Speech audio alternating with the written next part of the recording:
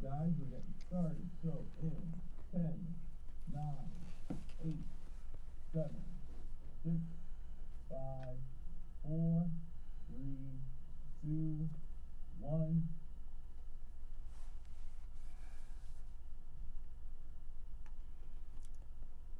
Hello again, welcome to another edition of Media Watch. I'm your co-host Eric Tait, and with us is Raymond Peterson and Alan Singer. Dr. Alan Singer. And this is another Media Watch pre-tape. We're taping the Thursday before the following Monday when it airs, and thanks to the good graciousness and good graces of Manhattan Neighborhood Network and EVT Educational Productions, once more into the breach. So it's a big breach right now. It's very scary.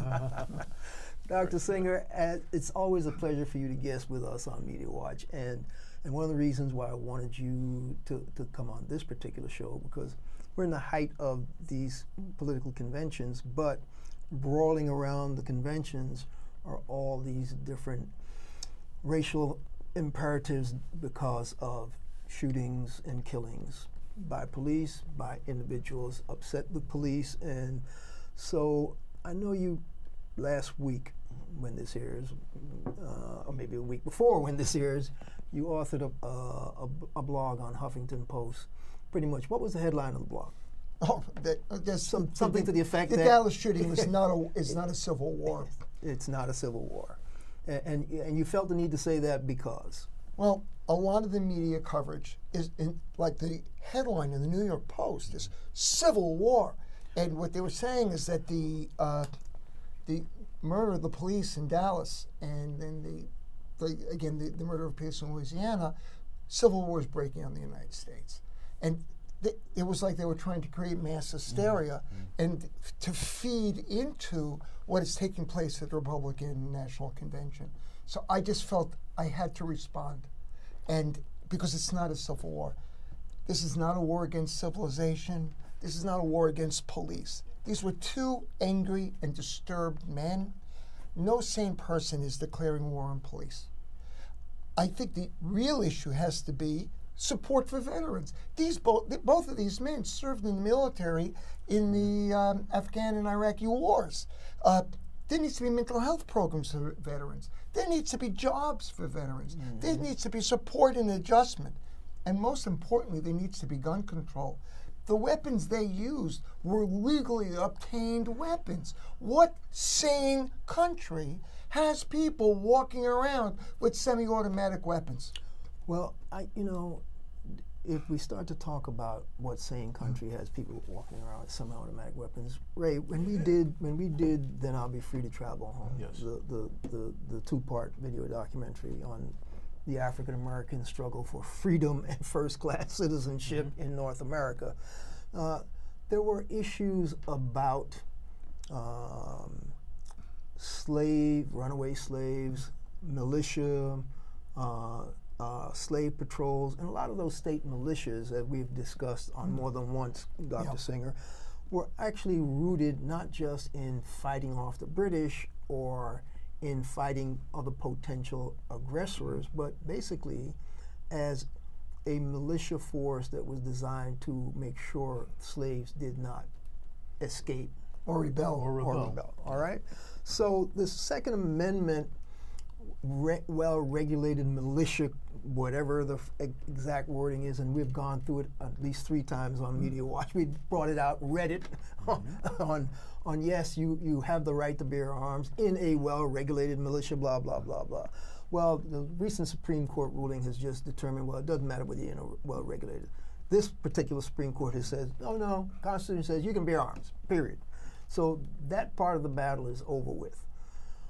But you talk about the problem in Dallas when those police officers were gunned down. A number of people walking in that protest were actually carrying weapons. Yes. Because Texas is an open carry state. And so that made the police's job a lot more difficult in trying to respond to where is all this shooting coming from. Who amongst this crowd may be part of who's perpetrating the shooting. So Right, 3 bystanders were arrested because and had nothing to do with the shooting. That's one of the reasons they originally announced there was a civil war. Oh yeah, that's why we had more than one shooter. We had an assault force shooting at the Dallas police. But that gets to me. You were talking. If you want to give our viewers the nub of your argument for why it's not a civil war, but why it may well be a reaction to the number of incidents of police shootings on blacks. You quoted some statistics from The Guardian. I don't know if you want to call it up or whatever, because remember about a few days ago on CNN when Sheriff Clark, the Minnesota sheriff, was being interviewed by Don Lemon? Yes. And I don't know if you saw that CNN interview. I didn't. I've heard about it. The bottom line was Clark was haranguing Don Lemon to produce the statistics. He says it's a bogus charge that policemen are shooting blacks indiscriminately and more than they're shooting whites. Well, Don Lemon was totally ill-prepared. Oh, He could not, absolutely. had no resource, no backup. I don't know who his producers were. I don't know who his researchers were. But if he was going to challenge somebody like Clark, who he already knew, I'm sure he brought it on there for a controversial interview, he should have been prepared. He wasn't. But you had numbers. Yeah. So just let's clear up the record on why Don Lemon should have been prepared and what those numbers were, where those statistics are. Unless, Ray, you got some that you want to No, call I was up. just going to say that he wasn't prepared because there are a lot of journalism. I don't know what's happened to the state of journalism today. This Post headline is not only inflammatory, it's garbage journalism. It was meant, I don't know if there was a motivation other than to sell newspapers behind it. But there are people that don't care. They read it, they're frightened to begin with. And they think, oh my God, you know, I better buy a gun. I better go out and buy a gun. Another percentage of people are out buying guns as a result of that headline. And it's insane. You know, people living in fear will jump at the slightest noise. Trevor Noah was doing a piece on the convention. He said the Republicans called day one, Make America Safe Again. And the whole thing was about making people terrified. And I have the figures, Eric. This was a Guardian, it's a British newspaper. Excellent source, by the way. We quote The Guardian quite a bit on Media Watch. In 2015, and this is a quote, young black men were 9 times more likely than other Americans to be killed by police officers. The Guardian study found that 1,134 deaths at the hands of law enforcement officers in 2015 alone. And despite the fact that they make up only 2% of the population, African American men, Of that age group. Between 15 and 34, they account for 15% of all deaths by police force. The other thing that's interesting is that one of the claims is that, police are more likely to use violence against whites that they stop than blacks. This was another false statistic that was circulating. But the reality is blacks are much more likely to be stopped by police. So since blacks are much more likely to be stopped by police, because of the vast numbers, they are more likely to suffer at the hands of violence. So, you know, people could distort statistics as they wish. And that's one of the things. I mean, Rudy Giuliani, you know, keeps celebrating that he ended crime in New York. And when Rudy Giuliani was mayor, crime declined in every major city in the United States. That's correct. He must get credit for all of it. And the reason is 2 things. One, it was the end of the crack epidemic. But the other thing is a demographic blip. So, for whatever reason, and the people who debate it, the number of young men, that bubble was smaller in that period from roughly 1993 to 2001. And since they are the demographic that commit a lot of these crimes, if you have a smaller group of young men in that age, people in that age group, you're going to get a decline in crime. The other part of that story is that decline started before Giuliani went into office because Mayor Dickens had put in community policing, and as a result of a very aggressive community policing program, all those statistics had already started to drop. So Giuliani came in, took credit for stuff that Dickens had already put in place, but Giuliani's like any Republican I've seen so far. You take credit for anything good that comes near you, and then you lay the blame, on for anybody else that's not Republican Yes. if it doesn't go your way. So yeah, there are, but we talked about this on a Media Watch about 3 shows back when we were questioning a lot of these other instances of police force, use of force. And we actually raised the question, is there an inherent bias in the United States criminal justice system? And guess what? There are a number of studies that, to the point where now I believe the Attorney General just said one of the steps they're going to put in place is for the entire Justice Department to get tested in the inherent bias protocol that these sociologists and these criminologists have come up with, because they've documented that across the board, it doesn't matter.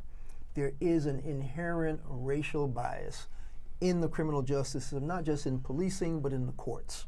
It's in three separate phases. We talked about it at length in a Media Watch a few weeks ago.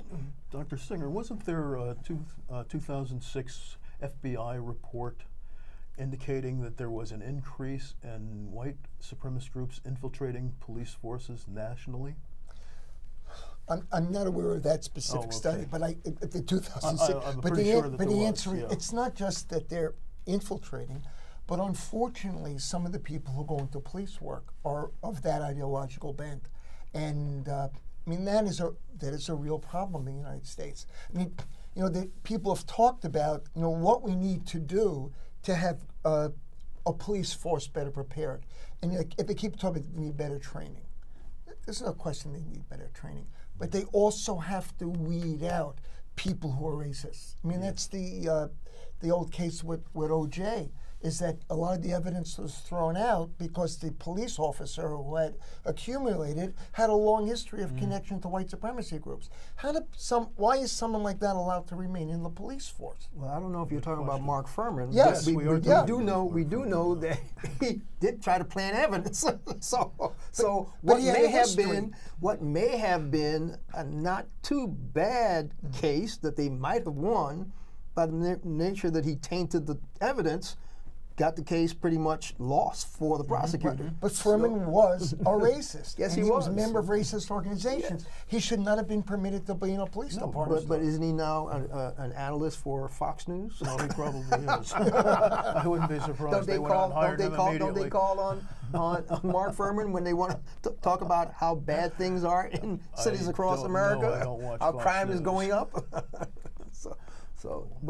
But I want to get to some of the historical context, because we invited Commissioner Bratton, the New York Police Commissioner, to come talk to us about where things are, not just in New York, but nationally, because he's been in L.A., he's been here, he's been a ranking police officer for as far as I can remember.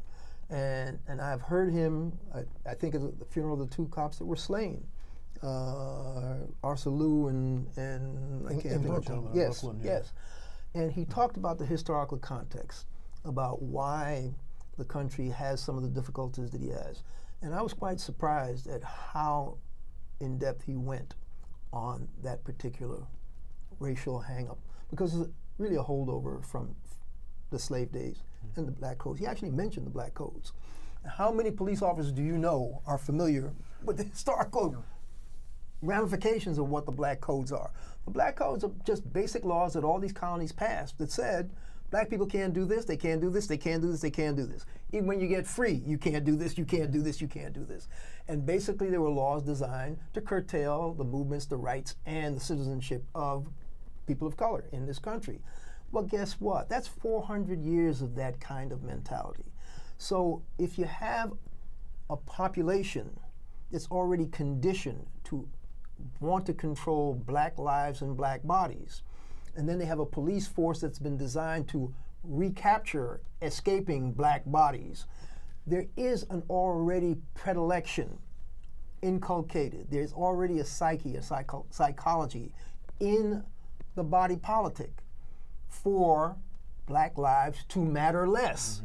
And so today what we have is a generation of young black people who've come up and seen this, gotten totally tired of it, don't understand that people our age have already been battling this for all our lives, and so they launch a new movement called Black Lives Matter. They don't say other lives don't matter. They just say our lives matter as much as anybody else's lives. And what I'd like to talk about as we continue is the current demonization of the Black Lives Matter movement. Because for me, if we don't stand up and push back, people like Sheriff Clark and people like Rudy Giuliani and whoever the heck it was out there in Cleveland calling it anarchy because these people are in the streets protesting that black people are being slain, then we're not doing our jobs. Well, you know, we saw the same thing happen back in the 60s with the Black Panther movement. The Black Panther movement started out as an organization to uplift the black community. They were serving breakfast. They were teaching school. Children. And they were teaching self-defense. And they legally, were teaching self-defense because they could legally carry weapons, and they taught people how to use them. But they did not threaten anybody. That's right. Well, until they thought they threatened people when they walked into the state house. Well, that's Sacramento, but they didn't threaten anybody. But they just marched in with their weapons. They demanded the same right to carry like as white people else. had. In order to defend themselves. That's exactly against right. What? An Occupying police force in their community. And that's part of the problem today. The police forces are seen as an occupying force in many communities. Now, when I was a kid, there was still community-based policing. I knew the cop on the beat. He knew all the kids, knew all the people on the beat. We need to bring that back. Is there still a police athletic league? I don't mean to interrupt. Is there still a police athletic league? Yes, there is. Yeah, Are they still working in the communities with young people? I live in the 78th precinct, and they sponsor the Little League. It's called the 78th Precinct Little League, but it's parents who are running. It's not police officers. The police officers don't live in New York. They live on Long Island. Yeah, that's exactly They're right. running. In the days when PAL was big in Harlem, when I was growing up, those cops lived in Harlem. Yeah. And even if they didn't live in Harlem, they lived in New York City. Okay, and so but the black cops did live in Harlem, and so the Police Athletic League was interaction with police officers in a very positive, community-oriented way when we were kids. So they've lost that sort of rapport with their community, and I can tell you that if you go back through the history of all these shootings, all these hangings, all these lynchings, all these things where black people have been put upon by the larger white majority.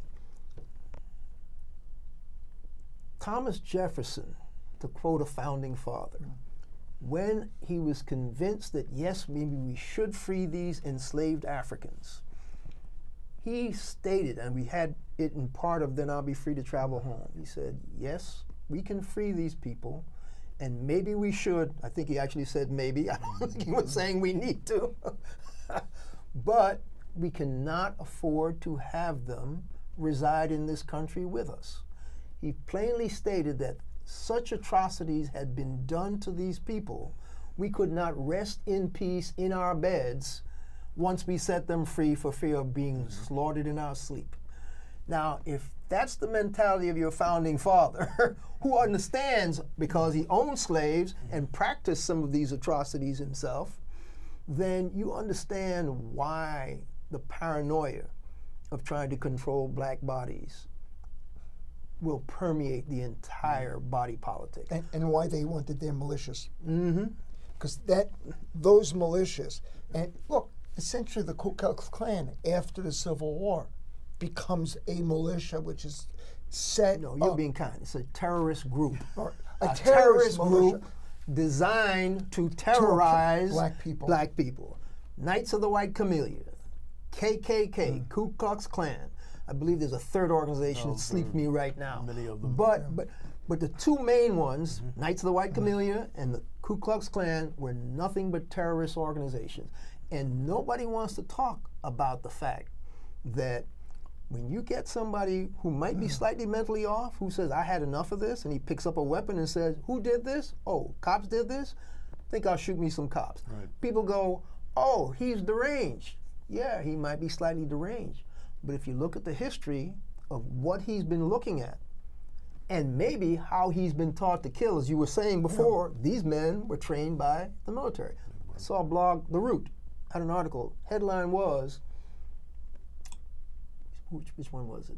The one in Texas, the young man in Texas, 25-year-old, said, not aberration, made in America.